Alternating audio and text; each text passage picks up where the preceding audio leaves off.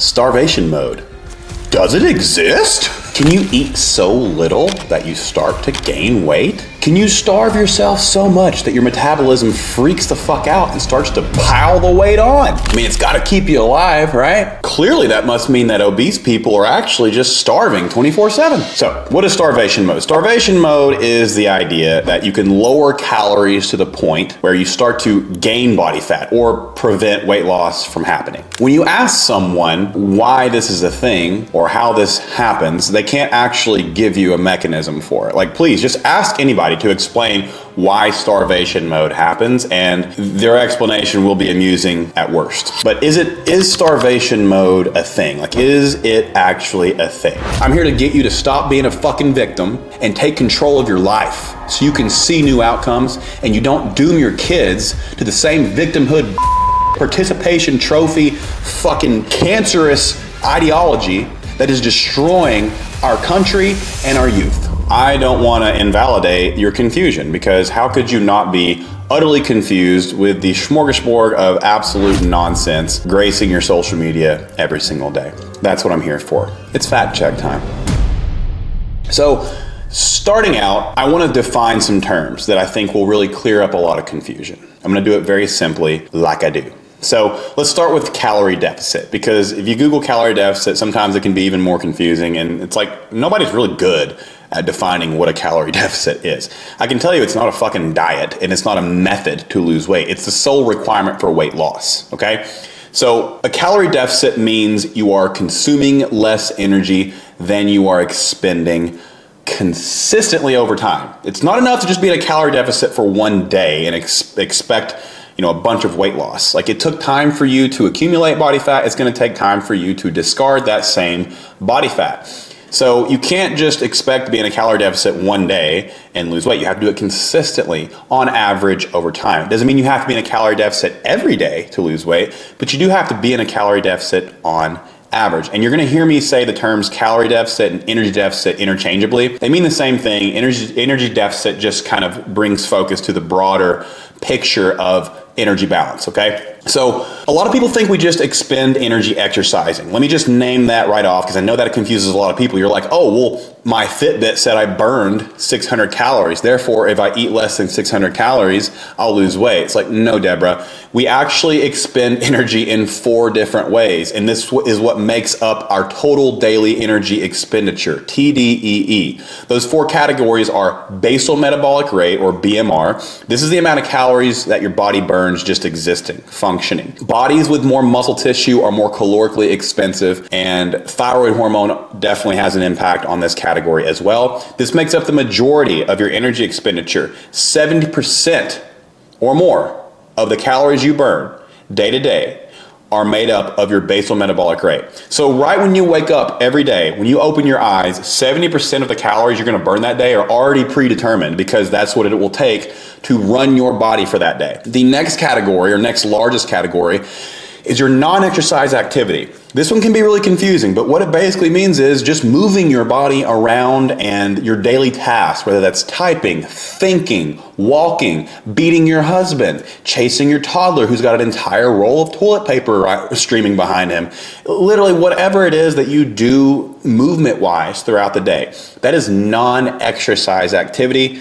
And the category for this is non-exercise activity thermogenesis, or NEAT for short. Okay, so you've got BMR, you've got NEAT. NEAT makes up 15% or more of your calories burned every single day. So when you open your eyes and face the day, predominantly you're going to burn calories through just functioning, and then however active you are that day overall, and then consistently over time, even more importantly, determines now we're at 85% of your total calories burned. So think about what I just said.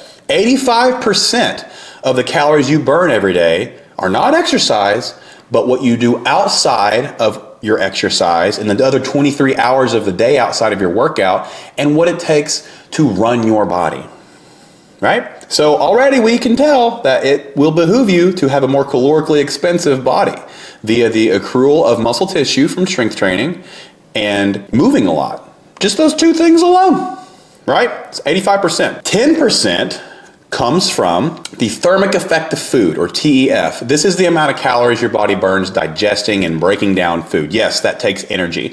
And if a food is harder to break down, your body will have to spend more energy breaking it down. Protein has the highest thermic effect of food. So the more protein you eat, the better or higher this category will be. 10% or more, or less, depending on how much protein you consume. It's 10%. So now we're at 95% of your calories burned every day comes from all this shit outside of exercise. And so let's just go ahead and decimate this belief that, oh, in order for me to be in a deficit, I have to exercise it off. No.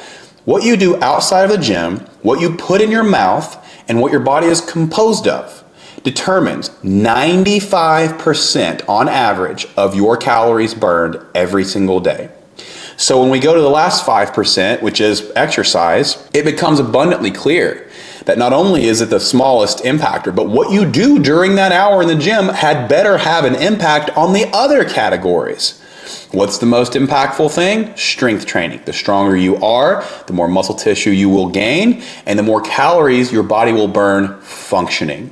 Then you have to eat protein in order to accumulate that muscle tissue and develop your body. So now we're hitting thermic effect of food, and if you walk a lot, now we're hitting all the categories, okay? I just explained to you how to create a very good expansive output column, right? So contrary to popular belief, it's not attempting to burn more calories than you eat through exercise, because there's 23 other hours of the day that we're burning those calories that make up our total daily energy expenditure. So a calorie deficit means that in those four categories, like via those four categories, BMR, eat, NEAT, and exercise, if your total daily energy expenditure for the day is, say, 2,800, if you eat less than 2,800 calories consistently day after day, assuming all those things stay relatively static, your body will not have excess energy to store. So you will use what it has to compensate for the energy that you expended, right? So basically, you have an input column that is your caloric intake and an output column that is energy expenditure. And if you want to lose weight, then over the course of days, weeks, and months, you have to have a smaller input column than your output column, period. It's not about just shrinking the input column, it's about expanding the output column. That's very key to remember. You don't want to do just one or the other, you want to focus on both ideally, and by having a larger output column, you can have a larger input column. This will be key later in this video, so I need that to stick. Now, I explain how to, like, the best simple ways to expand the output column in a lot of my other videos. But right from jump now, we can see that it's not just about shrinking one, it's about growing the other, right? And so now that you understand the concept of a calorie deficit, you also understand that a calorie deficit is not just a method or a way to do weight loss. People put a calorie deficit in the same category as like diets, like keto, or carnivore, or Whole30. It's like, those are food restriction. Calorie deficit means you're consuming less food overall than the energy you're expending via those four categories. So calorie deficit is an over-encompassing law that has to exist in order for your body to get rid of material. Your body cannot create material if it doesn't have material you're taking in with which to create it, okay? Like, you don't put a calorie deficit in the same category as keto, carnivore, fasting, etc. Those things create a calorie deficit, okay? All diets do is just shrink that input column, and they do so in different ways. There's three general ways to create a caloric deficit. Calorie restriction via calorie tracking. This is the most controllable one. This is the one that I love because you can predict it, you can control it. It puts you in the driver's seat. If you plateau, you know what to do. You can just reduce from this thing that you're tracking, this metric that you have to say, oh, I can control this input column predictably. Same reason you keep a budget, to save money. It just makes things predictable and easy. Business owners will appreciate that reference. The next way to create a calorie deficit is food restriction. This is all diets. Keto, carnivore, Whole30, blood type diet, for the love of God. Anything where you just cut out food groups, that is calorie restriction via food restriction. The third way, generally, to create a calorie deficit is time restricted eating. So this is fasting, right? What do all these have in common? Calorie restriction. Calorie tracking, dieting, and fasting all restrict calories in some way. Whether you're throwing the dart with your eyes open with calorie tracking, or you're throwing the dart with your eyes closed with keto, carnivore, or fasting. Now, when we equate for calories, meaning when everyone who chooses one of these three ways to create a caloric deficit, when all calories are equated, the results of fat lost are exactly the same. Indisputable. When we equate for calories, and that's important because a lot of studies don't. A lot of studies on fasting in particular don't equate for calories. Same thing with low carb. Those low carb zealots, they love to pull studies, but then you point out to them they don't equate for calories between groups. When we correct for calories, and this decimates the Netflix documentary Game Changers as well, right? When we equate for calories, all fat loss results are the same. It truly does come down to your total energy balance and your protein intake. When we equate for protein and total calories, fat loss results are the same across methods, okay? So that's why it's inaccurate to say that one diet is better than the other, or that fasting is better than a calorie deficit, because fasting and dieting are a calorie deficit, and the benefits are equal across different methods of calorie restriction. Another term I want to define is metabolic adaptation. People confuse this with starvation mode all the time, which doesn't exist, by the way. Just a reminder.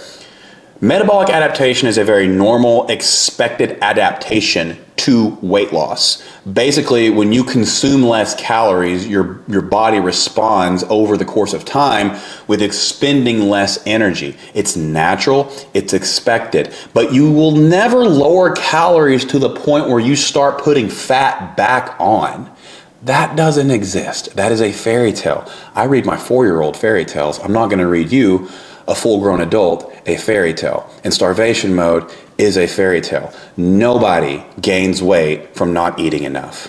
So now that we've clearly defined what a calorie deficit is, and we know that it's the sole requirement for weight loss, and we've identified there's no superior way to accomplish that calorie deficit other than the way that you can sustain long term. That should be your North Star. If you can't do it for a decade, don't do it now. That should be your guiding light when choosing how to restrict calories to accomplish an energy deficit. If you can't do it for a decade, don't do it now. If you wouldn't put your child on this diet or this calorie restriction method, why are you doing it?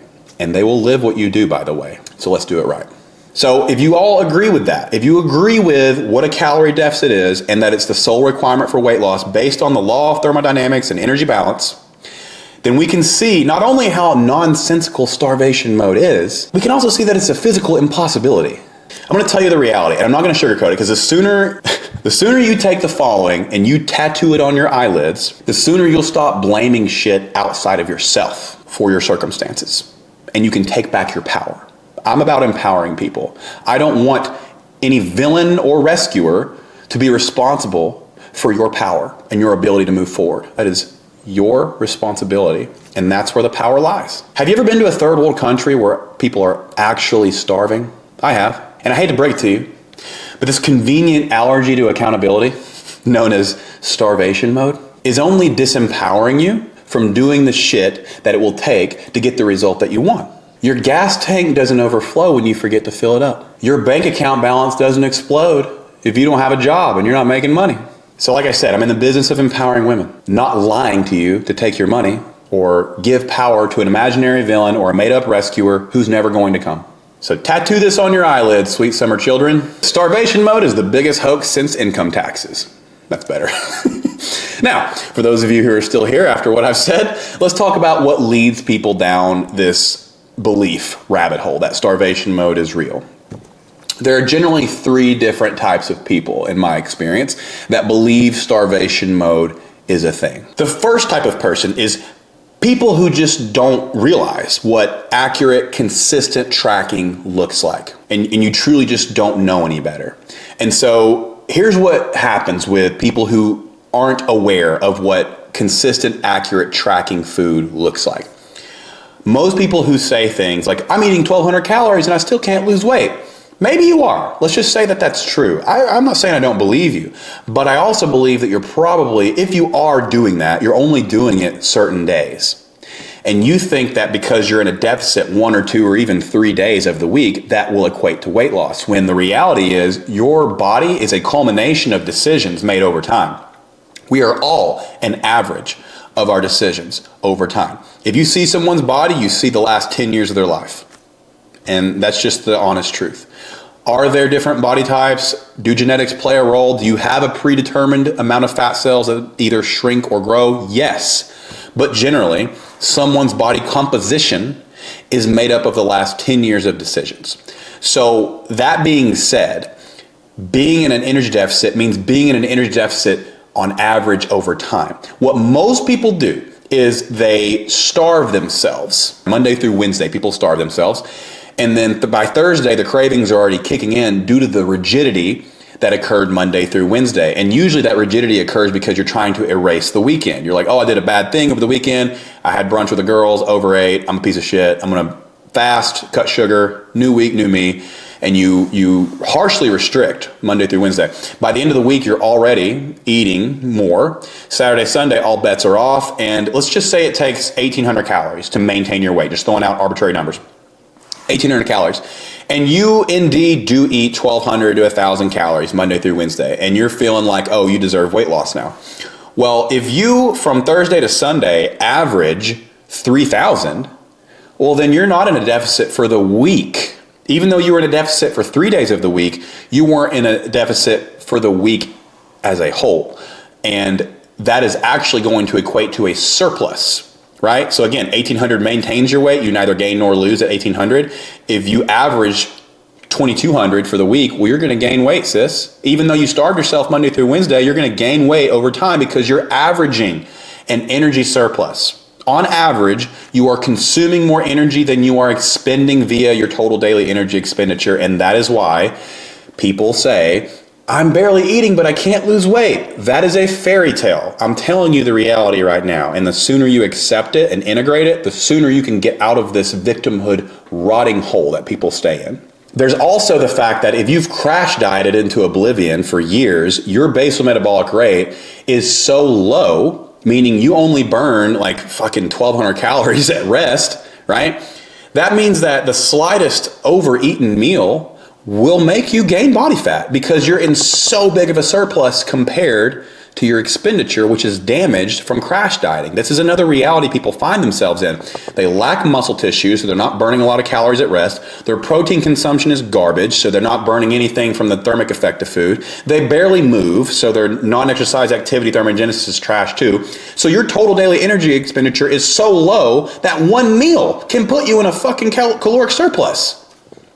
People don't realize that's what crash dieting does over time, right? So like, this is a real thing. You know, if your BMR is so low due to muscle loss, insufficient protein consumption, lack of strength training, and lack of movement, that you get in a surplus from one meal, there's only one way out of that hole. And that's what I'm going to give you in the latter part of this video. I will give you a solution for all this. The second person who thinks starvation mode is a thing are people who are very aware of how to track calories, right? They know how to track calories and they still blame starvation mode. I want to circle back because what does accurate tracking mean? Accurate calorie tracking means you track everything that you eat and you use a food scale to weigh your food. I'm not telling everyone to do that. I'm just telling you that is what is guaranteed accuracy. If you're not using a food scale, you are guesstimating. And it is never going to be accurate. And you're likely overeating because erroneous tracking.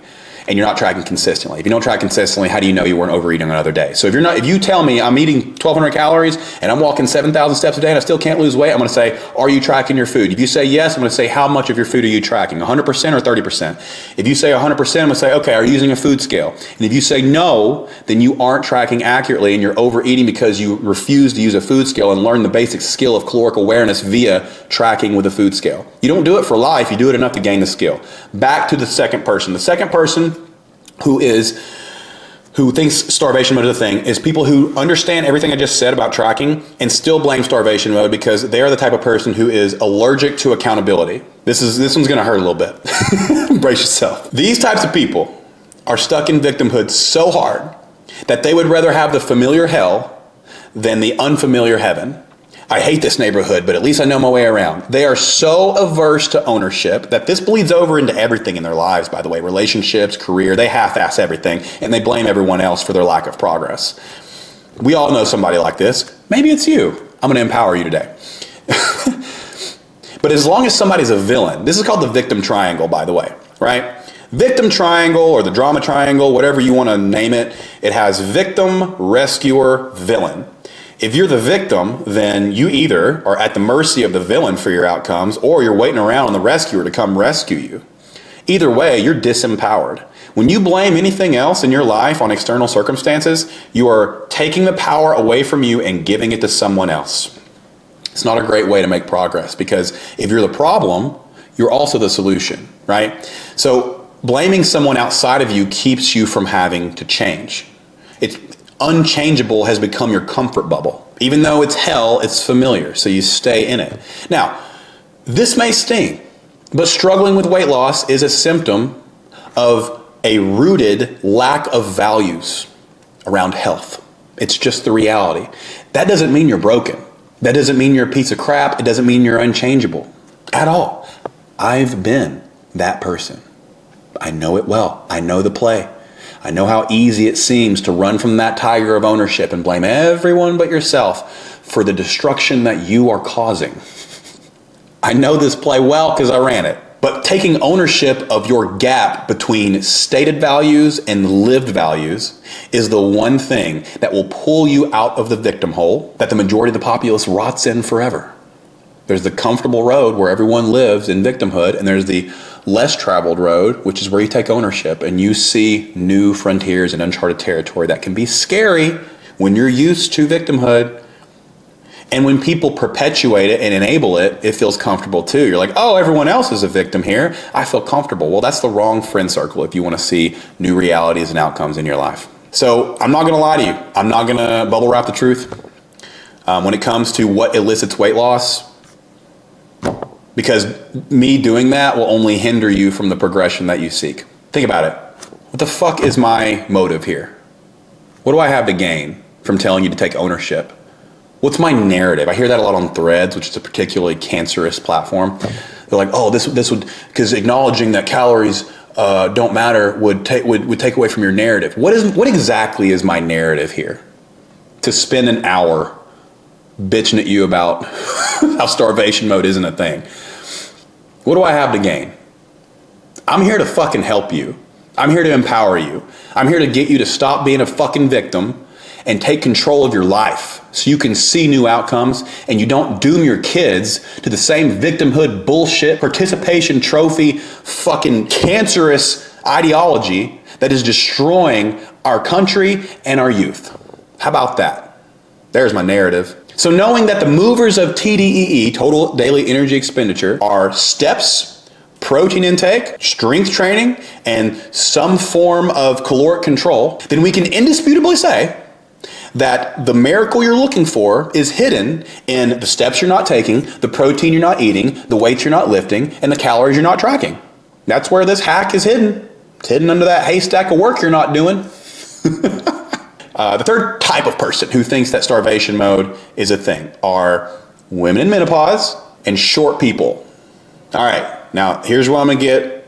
Stay with me. I know, mansplainer, guilty. I got it, but I'm here to help. Short people and women in menopause struggle particularly because basal metabolic rate has downshifted due to loss of skeletal muscle in a lot of women beyond the age of 40. You also, a lot of people beyond the age of 40 have decreased protein intake. You have decreased strength training, or if you ever had it to begin with. And so what used to be a deficit for you is now a surplus because your basal metabolic rate has decreased, right? That's the number one reason why people gain weight after the age of 40 is loss of skeletal muscle tissue, because you stop doing all the shit that I just laid out. And your hormones also decline. I'll get to that in a sec. Don't you worry. So, well, let's just get to it now. So for those of you who are not aware, in addition to our body transformation coaching, I also own a company that provides bioidentical hormone replacement to women going through perimenopause, menopause, PCOS, PMS, Hashimoto's, hypothyroidism, insulin resistance, you name it.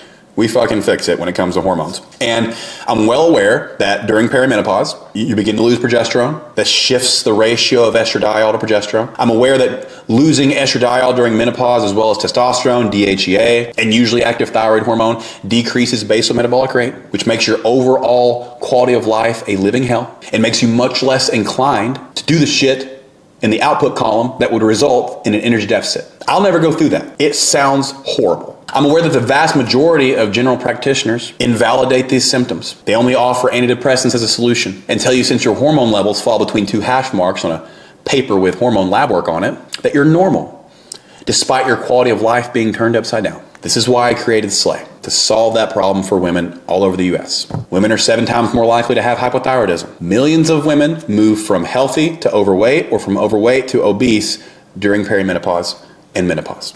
It's not because you don't care or that you don't value your health. I understand that. But gaining access to quality care with hormones is damn near impossible, and that's why I created Slay. I've worked with thousands of women, and so many of them are in this boat of, I'm checking these boxes, and my return on investment is shit. What do I do? Well, here's your solution. Healthy, natural, plentiful amounts of the hormones that maintain your quality of life, ability to burn fat, and have the energy and sex drive you knew in your 20s and 30s delivered straight to your door. Slay Hormone Solutions. All that being said, hormones are not a primary cause of weight gain. The primary cause of weight gain, especially after the age of 40, is decreases in skeletal muscle tissue, decreased activity level, decreased protein intake, and decreased strength, if it was ever a thing to begin with. All these things decrease our basal metabolic rate. And I know a lot of you are not eating like assholes. I know a lot of you are not eating like offensive linemen. Some of you are. You need to get a handle on it. But a lot of you are doing the same stuff and notice that you don't get the same results. I'm explaining to you why that happens. So if you eat the same amount of calories in your 50s that you did in your 40s and your 30s, you'll gain weight even if you've changed nothing else, if you lose skeletal muscle. When we have declines in hormones, it can impact our energy. It can impact our motivation, or even our visceral fat, which contributes to insulin resistance, which exacerbates symptoms of PCOS. All these things contribute. All these things play a role. They are components of a bigger picture. But the one thing they don't create is a scenario of starvation mode, where suddenly your body creates body fat out of thin air. Your body has to have excess material to add to itself. If it does not have excess material, it will not add to itself. If you took away more material with your movement, exercise, strength training, and protein intake than you added with your caloric intake, you'll lose weight. In order to comprehend what I'm saying right now, you have to have a mind that's open to multiple truths existing. Menopause can make things hard as fuck. You get to have that reality. Also, menopause does not stop a caloric deficit from working. Both things can and do exist. Best case scenario, check the hormone box and the lifestyle box. But if you want to sit there and blame your hormones after I just provided a solution to you to fix them, then you can only blame yourself. On to short folks. Short folks have it rough. I give everyone a simple way to calculate a weight goal on social media, goal weight in pounds times 12. That will work for the majority of people to get the ball rolling at least. It's approximate, but it will fucking get you going, right? Most people are just stuck in inaction and analysis paralysis. So this is just a simple way to get you going and stop overthinking, right? You can sit there and overthink the fuck out of a calorie goal, or you can do goal weight times 12 and get the ball rolling. Up to you. But if you're under 5'3", that formula might not be best for you. You might be better served with current weight times 10. For those of you who do shit in kilograms, this is America. Sorry, I know kilograms makes way more sense. Okay, I know. The metric system makes way more sense than Pounds, feet, inches, I got it. We're talking pounds here. Do the conversion if you're not from the US. I'm sorry.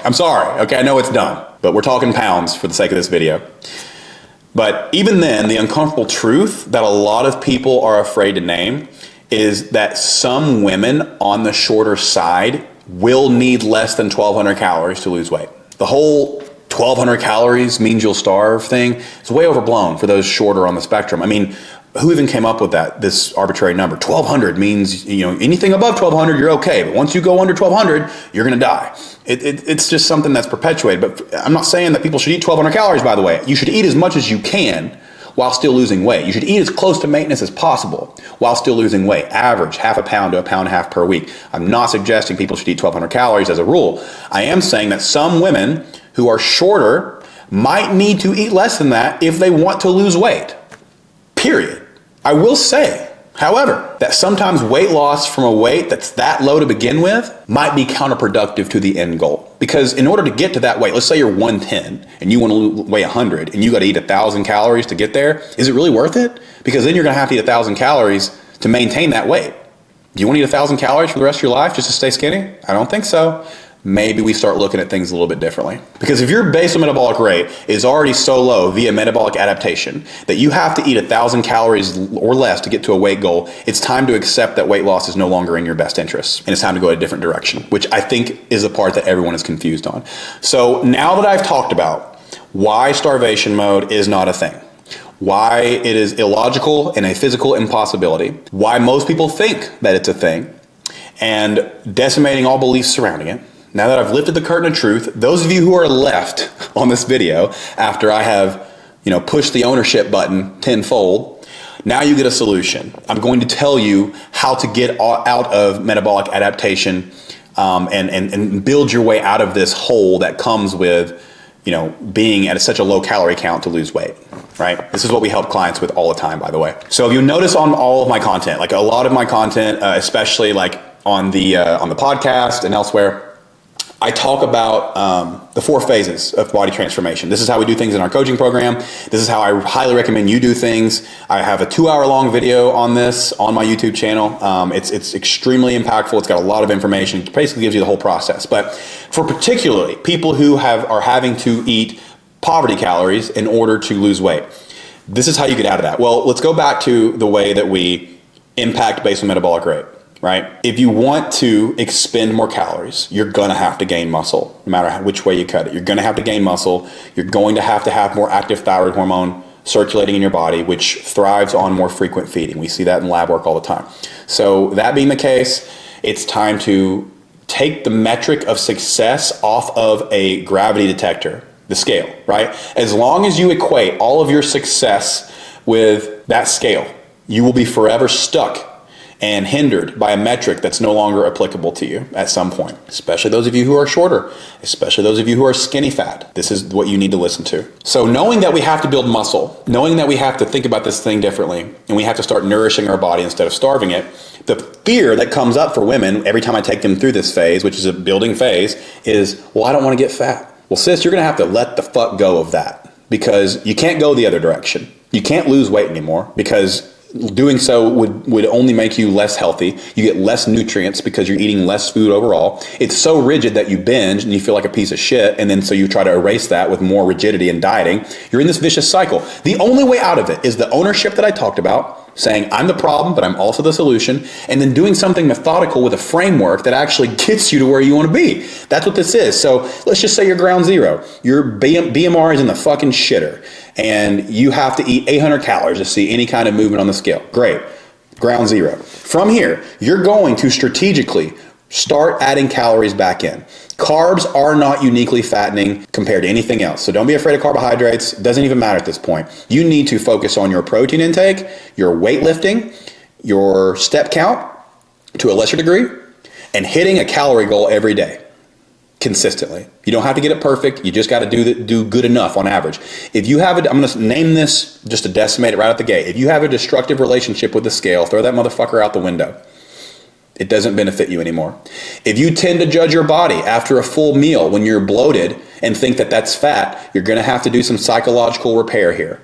The majority of the journey I'm about to take you on takes place between your ears. And if you don't accept yourself where you are at, you will not accept yourself when this physical problem is fixed, because the real problem is here.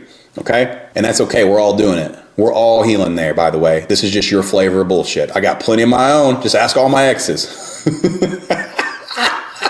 How y'all like this version of me? All right, so out of this hole, we're going to gradually increase your caloric consumption. Now, the way to do this and not accrue excess body fat is to make sure you're lifting weights at such an intensity that you take advantage of those excess calories you're going to be taking in and put them towards muscle tissue development, recovery, and repair. The reason why you need to hit a calorie goal every day if you're digging yourself out of the metabolic hell is every day you have a finite amount of resources to put towards these categories: survival, recovery and rebuild, growth. If you want anything left over after you check those first two boxes of survival and recovery and rebuild, then you have to have, this is where we're going to go opposite of a caloric deficit. We're going to go into a surplus, but a slight surplus. You need more material at the end of the day than you have expended. And you have to do it consistently on average over time. Not every day necessarily, but on average over time, right? So the opposite of healthy weight loss, which is slightly below maintenance consistently, right? 200 calorie deficit is healthy for long-term weight loss. Now we're shifting into a slight caloric surplus. So it's the same philosophy, but flipped in an invert. So you're actually consuming more calories than you're expending at this point in the pursuit of healing your fucking body and nourishing yourself for the first time in your life. So it can be this is the hardest mental thing to do for women. It's so hard. I've helped a lot of women, and it's always a battle right here to start feeling your clothes fit a little bit tighter and start seeing your belly not be defined or whatever you're attached to that defines your worth. If you're with somebody that only loves you if those things are present, fuck that person. Find someone else. You are worth so much more than having a visible ab line or being skinny. That's societally driven bullshit. This beauty standard that's been vomited onto you that you've made your story. It's time to discard all that bullshit and write your story. And this is what's healthy long term. The muscle tissue that you gain in this phase will benefit you for the rest of your life, so you're never in this situation again. So let's just say that you're eating 1,000 calories. I'm just going to go with extremes here and say that you're eating 1,000 calories, 1,200, whatever. Then a slight surplus would be 1,400. And just do that consistently. Trust yourself to do that. Now, a good portion of that needs to be protein. I think that you set your goal. I mean, obviously at that low of a calorie count, your protein is going to be minimal, but I would work until you're consuming 100 grams of protein or more a day. And that may sound extreme to you right now, but that's just because you've never done it and you're not used to it. It takes time to get used to eating more protein.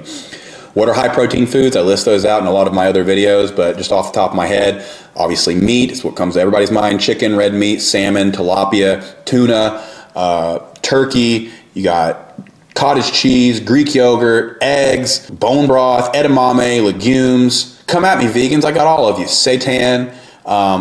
Even they got like Kodak oats that are great now, and you have protein supplements if needed, right? Those are fine if you need them. It rounds it out, right? So in a combination of all those, hit your fucking protein goal consistently. When you hit your protein goal, I guarantee you're not going to overeat because you're going to be more full. So slight caloric surplus, let's say it's like if you were at 1,000 and not losing, let's raise it to like 1,400. Let's just say 1,200. I don't think that anybody's at 1,000 and not losing. That just doesn't fucking exist. A lot of you swear up and down you are, but you're not. Anyway, this will require you tracking, by the way, but it's in your best interest to do so to get you out of metabolic adaptation, right?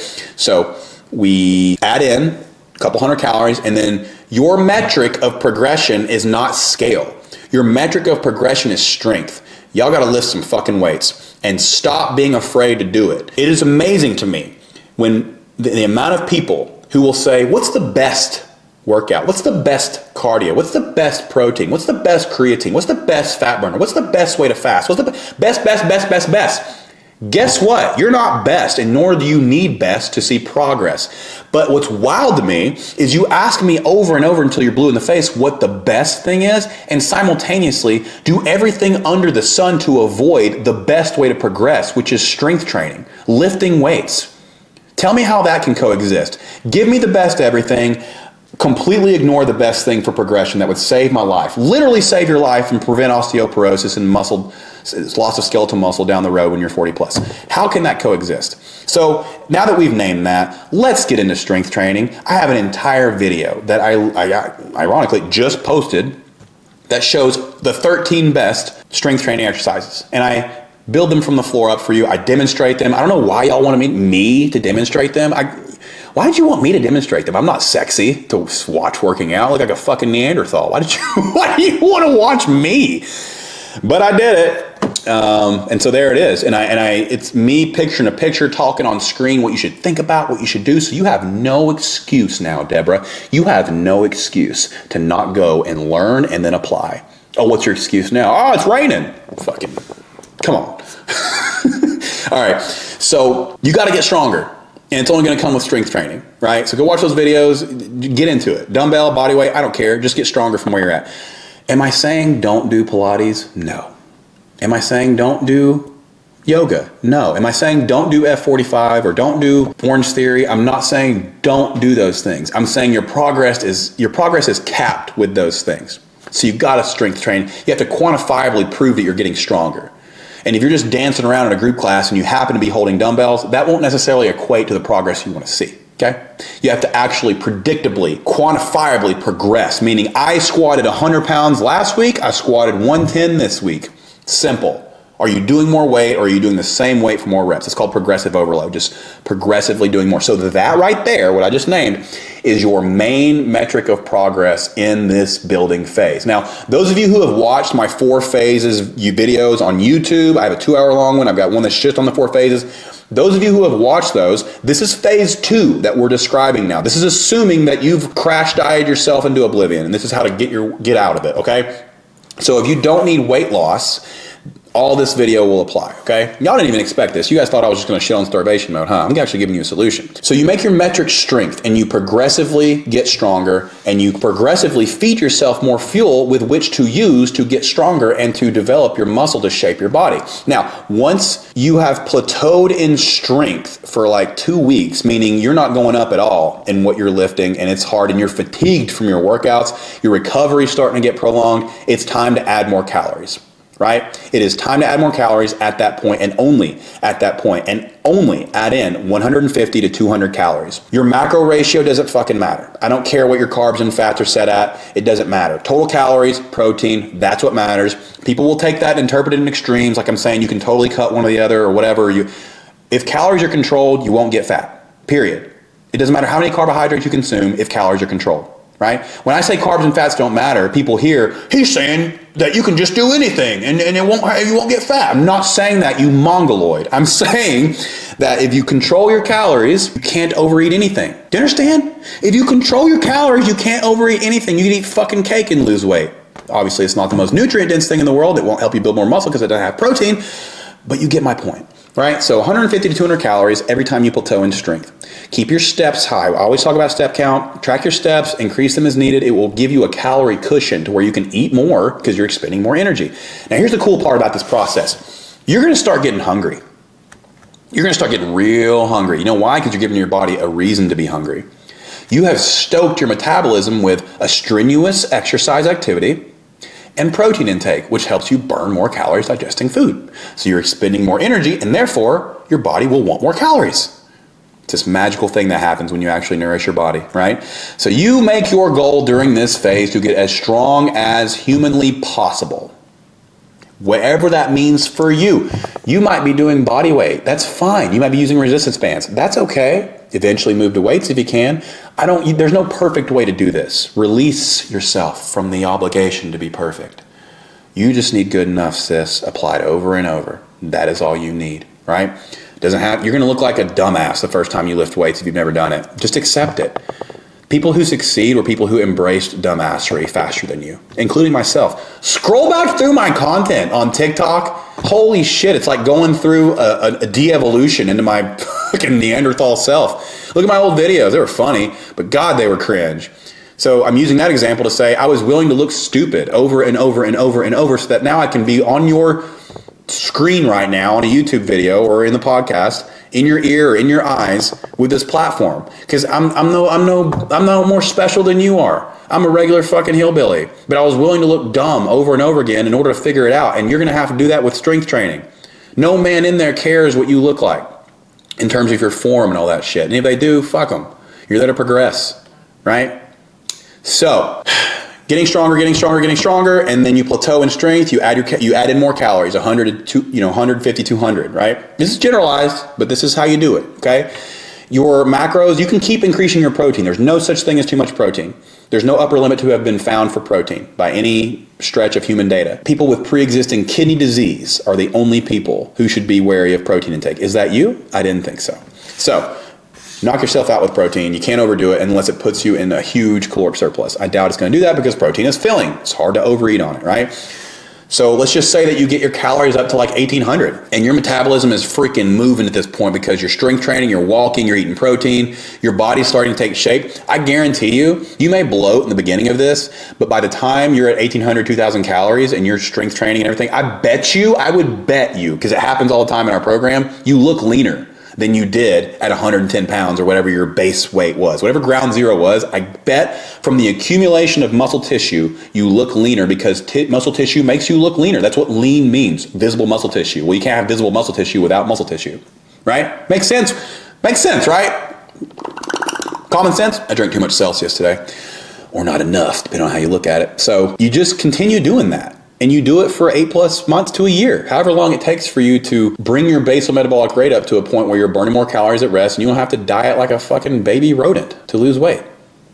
Are you a baby rodent? I don't think so. I think you're a voluptuous human. I think you're a stellar gal, you know? I think you're a quite capable damsel. I'm delirious. When do you stop? When do you stop progressing with this? Well, obviously you're going to get to a point where you're like, holy shit, I'm eating a lot and, I've gotten stronger, I'm feeling good. So you could just maintain from that point.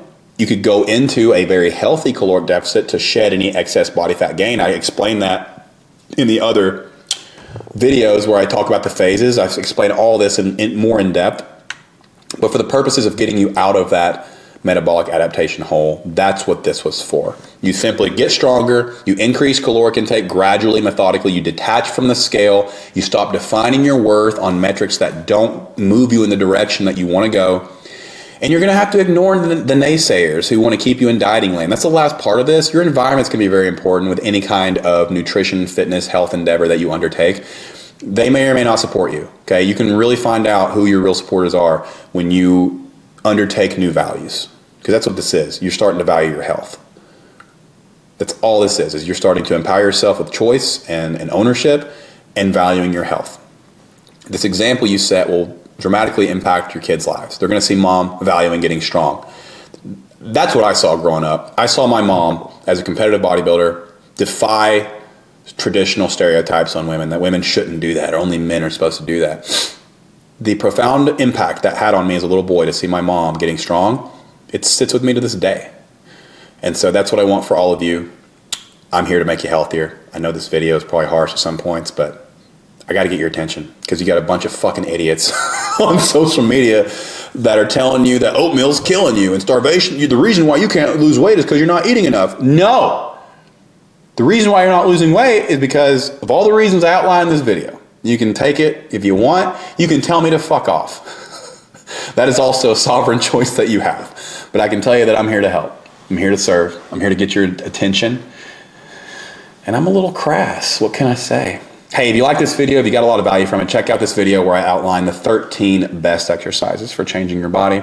I'll see you on the other side.